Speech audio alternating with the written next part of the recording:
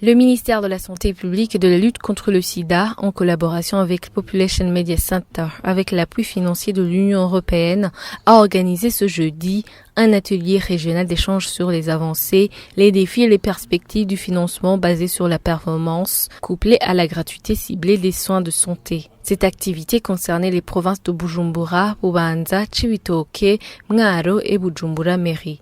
Les participants affirment que le FBP est très utile et satisfait une bonne partie des besoins sanitaires de la population. La surfacturation est une tricherie souvent observée dans les rapports des formations sanitaires.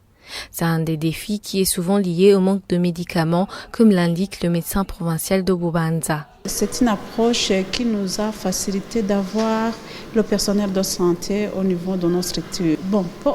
Auparavant, c'était une bonne pratique, une bonne approche.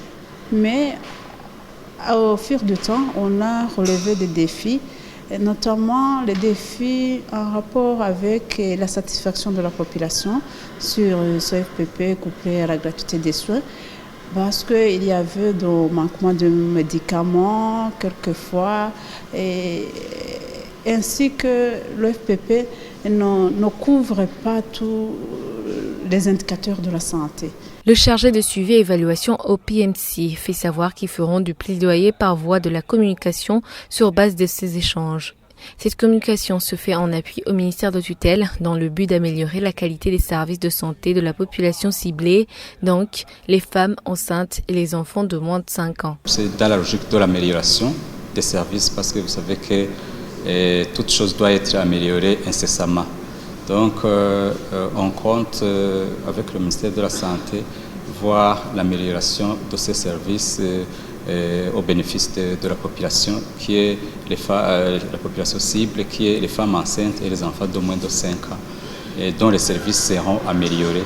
Surtout, beaucoup plus communiquer au public cible, à tout le public burundais, mais aussi aux partenaires techniques et financiers, notamment le bailleur de ces activités. Au même moment, de telles activités se déroulaient dans les régions sud, nord, centre et est du pays. Nous avons des émissions qu'on appelle Musée du Kiwondo.